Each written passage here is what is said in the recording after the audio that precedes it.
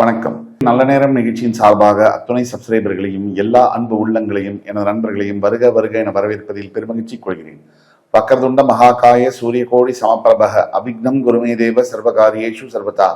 தென்னாட்டுடைய சிவனே போற்றி, என் நாட்டவர்க்கும் இறைவா போற்றி.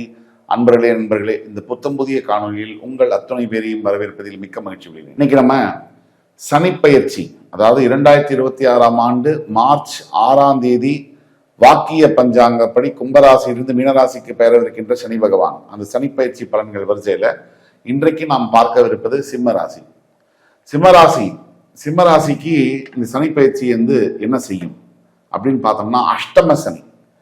சிம்மராசிக்கு அஷ்டம சனி காலகட்டங்கள். அஷ்டம சனி கஷ்டங்களை வாரி வழங்கும் அப்படின்னு நம்ம சொல்லுவாங்க. சிம்மராசி அன்பர்கள், நேயர்கள் பொதுவாக இந்த சமூக வலைதளங்கள்ல இன்னைக்கு தேதியில தினமும் யூடியூப்ல 50 முதல் 60 ஜோதிடர்கள் புதுசா அக்கௌண்ட் தொடங்கி பேசுற இந்த காலகட்டத்துல ஒவ்வொருத்தரும் ஒன்னொன்னு சொல்றாங்களே, நம்மளால இதை புரிஞ்சுக்க முடியலையே அப்படின்னு திணறி போயிருக்கிற இந்த சமயத்துல எல்லாரும் சிம்மராசியை நெகட்டிவாவே பேசுறாங்கப்பா அப்படின்னு வருத்தப்படக்கூடிய நேயர்கள் அதிகமாக இருக்காங்க. இப்போ ஜோதிட சாஸ்திரம் சொல்லக்கூடிய விதிகள்னு ஒண்ணு இருக்கு, இதுதான் நடக்கும் அப்படின்னு. அது நல்லதாகவும் இருக்கலாம், கெட்டதாகவும் இருக்கலாம். ஆனா மக்கள் எதிர்பார்க்கறது, நான் ரொம்ப நொந்து போயிருக்கேன், எனக்கு பாசிட்டிவா ஏதாவது சொல்ல மாட்டாங்களா அப்படின்னு இருக்கு. அப்ப பாசிட்டிவா சொன்னா சில நபர்கள் என்ன சொல்றாங்க, நேயர்கள் நீங்க போய் சொல்றீங்க, சும்மா உருட்டுறீங்க, உண்மையை சொல்லுங்க, நாங்க ரொம்ப கஷ்டப்பட்டு இருக்கோம் அப்படிங்கிறாங்க. நான் என்ன சொல்ல போறேன் அப்படின்னா, என்ன உண்மையோ அதை சொல்ல போறேன். அதுக்கப்புறமா அதை எப்படி சரி பண்ணிக்கலாம், அதை எப்படி சரி செய்துக்க முடியும், நம்மாலேயே அதை மாற்ற முடியும் அப்படிங்கிறதையும் நம்ம சொல்ல போறோம்.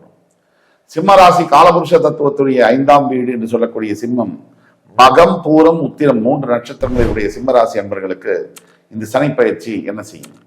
பொதுவா சிம்மம் அதிபதியாக வரக்கூடிய சூரிய பகவான், அவருக்கு நேர் பகை அப்படிங்கிறது சனி, ஜென்ம பகை. சிம்மராசிக்கு 7 சனி, அஷ்டம சனி எல்லாமே எப்பவுமே பார்த்தீங்கன்னு சொன்னா இந்த வீடியோ எப்படி தொகுத்து வழங்கணும்.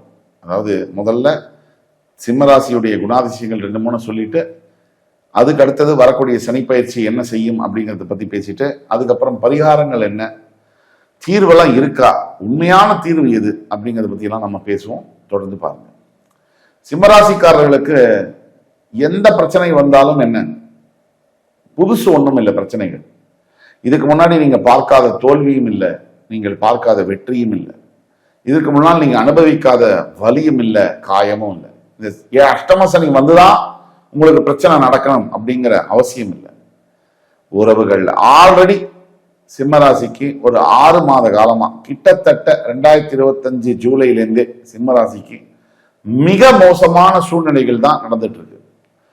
சிம்மராசிக்காரர்கள் இப்ப இருக்கக்கூடிய மன சூழ்நிலை பார்த்தோம் அப்படின்னு சொன்னா ரொம்ப கடுமையான மன சுமைகள்.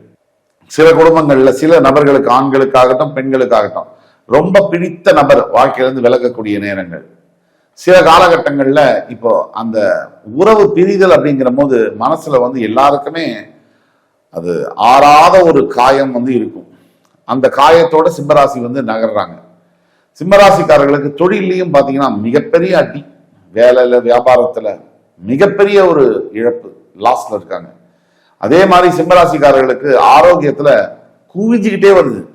ஒண்ணு போய் ஒண்ணு, அடுத்தது சரி பண்ணா அடுத்தது 1 2 3 4 5 6ன்னு அது போயிட்டே இருக்கு வியாதிகளுடைய எண்ணிக்கை. இன்னைக்கு காலகட்டத்தில் அஷ்டம சனி.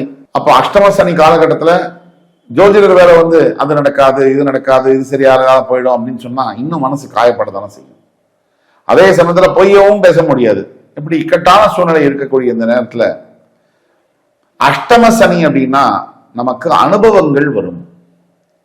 சிம்மராசிக்காரர்களுக்கு புதிய அனுபவங்கள் வரும்.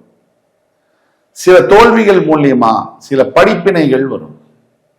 சில ஏமாற்றங்கள் மூலியமா சில ஏற்றங்கள் வரும். இதுதான் நிதர்சன உண்மை. இந்த அஷ்டம சனி காலகட்டத்துல வெறும் தோல்வியா, வெறும் இழப்பா, வெறும் அவமானமா அப்படின்னு கேட்டா சத்தியமா இல்லை. கண்டிப்பா தோல்விகள் இருக்கு, இழப்புகள் இருக்கு, அவமானம் இருக்கு. ஆனா அது மட்டும் நடக்காது. ஒரு தோல்வியை கொடுத்து மறுபடியும் வெற்றி வரப்போகுது. ஏன்னா ஜூன் 2ஆம் தேதி குரு பயிற்சி ஆன உடனே, அதாவது மார்ச் 6ஆம் தேதி சனி பயிற்சி ஆக போறாரு. மார்ச், ஏப்ரல், மே, ஜூன் 2க்கு குரு பயிற்சி ஆயிடும். குரு பயிற்சி ஆனவனே உச்சம் பெற்ற குரு கடகத்திலிருந்து உங்களுடைய 12ஆம் வீட்டிலிருந்து சனி பகவான் உங்கள் அஷ்டமஸ்தானத்தில் இருக்கக்கூடிய சனி பகவானை 9ஆம் பார்வையா பார்க்கும்போது சனி பகவான் சுபத்துவம் அடையும். அந்த ஒரு ஆண்டு காலம் குரு பகவான் ஒரு ஆண்டு கடகத்தில் இருக்க வரைக்கும் உங்களுக்கு தோல்வி வந்து மறுபடி வெற்றி வரும். ஒரு பிரச்சனை வந்து அது சரியாகி நல்ல நிலைமை வரும். ஆரோக்கியம் நிறைய இம்ப்ரவைஸ் ஆகக்கூடிய காலகட்டங்களாகவும் இருக்கும். இப்ப அஷ்டம சனி அப்படின்னாலே தாக்கம் என்பது அதிகமா இருக்கும். முதல்ல சிம்மராசிக்காரர்கள் மனதளவுல ஒரு ஸ்திரத்தன்மை இல்லாத ஒரு நிலை, பயம், ஒரு பதட்டம், இதெல்லாம் இருக்கு. இதை எப்படி போக்குவதுன்னா இறைவனை நோக்கி நம்ம எண்ணங்கள் பாயணும். இறை சிந்தனை, தர்ம சிந்தனை, இதை நோக்கி நம்ம பயணப்படணும். சிம்மராசிக்காரர்களுக்கு கஷ்டங்கள் மூலியமா மனசு அப்படியே புழிஞ்சு போட்ட மாதிரி இருக்கு அப்படிங்கிறது உண்மைதான். ஆனா அஷ்டம சனி காலகட்டத்துல இந்த நேரத்துல தான் உங்களுக்கு ஏதோ மிகப்பெரிய திருப்பங்கள் வாழ்க்கையில நடக்கும். உண்மையை தான் சொல்றேன். உபயோகமே இல்லாத ஒரு இடத்துல வேலை செய்து கொண்டிருக்கக்கூடிய சிம்மராசி அன்பருக்கு அஷ்டம சனி காலத்துல வேலை போய் அதனால அவர் அவஸ்தைப்பட்டு 4 மாசம் புதுசா ஏதாவது ஒண்ணு படிப்பார், அப்கிரேட் பண்ணிக்குவாரு. புதுசா ஏதாவது ஒண்ணு படிப்பார், அப்கிரேட் பண்ணிப்பார். அது மூலியமா பெரிய வேலை, இருந்த வேலையோட அதிகமான சம்பளம். ஆனா அதுக்கு நடுவுல அந்த வேலை போய் இந்த புதிய வேலையில பல அதிகமான சம்பளத்துல அமர்ற வரைக்கும் அந்த இடைப்பட்ட காலங்கள் தான் அஷ்டம சனின்னு சொல்றோம். இது நடக்கும். ஒவ்வொரு நகர்வும், சனி பகவானுடைய நகர்வும் சிம்மராசிக்கு முதல்ல பிரச்சனையை கொடுத்து மறுபடியும் அதுல இருந்து வெளியில பெரிய சாதனைகளை செய்யும்படியாக மாற்றும். தான் யார் என்று நமக்கே உணர்த்தக்கூடிய காலகட்டமாக அஷ்டம சனி காலகட்டங்கள் இருக்கும். நாம யாருன்னு நமக்கு உணர்த்தி, நம்ம யாருன்னு நம்ம மற்றவங்களுக்கு உணர்த்தக்கூடிய காலமாகவும் அஷ்டம சனி இருக்கும். அதே மாதிரி உங்களை யார் யார் ஏமாற்றுகிறார்கள், உங்களுக்கு யார் யார் உண்மை இல்லை, உங்களோட ஸ்திரமான உறவுகள் இல்லை, இதையெல்லாம் வெளிச்சம் போட்டு காட்டக்கூடிய இடத்துல அஷ்டம சனி காலகட்டங்கள் இருக்கும். இந்த சனி பகவான் 8ல இருக்கும் போது முதல்ல சிம்மராசி எதுல கவனமாக இருக்க வேண்டும் அப்படின்னா உடல் ஆரோக்கியம் பிரச்சனைகள்ல ரொம்ப கவனமாக இருக்கணும். இந்த சாப்பிடுற விதம், இந்த தூங்குற விதம், இதுலெல்லாம் மிக மிக கவனமாக இருக்க வேண்டும் சிம்மராசி அன்பர்கள். அதே மாதிரி அடுத்த விஷயத்தை பார்த்தீங்கன்னா சிம்மராசி அன்பர்கள் எதுல கவனமாக இருக்க வேண்டும் அப்படின்னா வீணான வம்பு வழக்கு வாக்குவாதம். சிம்மத்துக்கு எப்பவுமே தான் பெரிய ராஜா, பக்கத்துல யாராவது 2 பேர் பேசிட்டு இருக்காங்க, உள்ள மூக்க நுழைச்சு என்னப்பா பேசுறீங்க, எனக்கு நான் எல்லாம் என்னோட அனுபவம் எல்லாம் தெரியுமா உங்களுக்கு, நான் எல்லாமே நான் சொல்லுவேன் உங்களுக்கு அப்படின்னு சொல்லி அந்த பிரச்சனை அவங்க 2 பேருக்கும் போய் அதை விட்டு சிம்மராசிக்காரருக்கு அந்த பிரச்சனை வந்துடும்.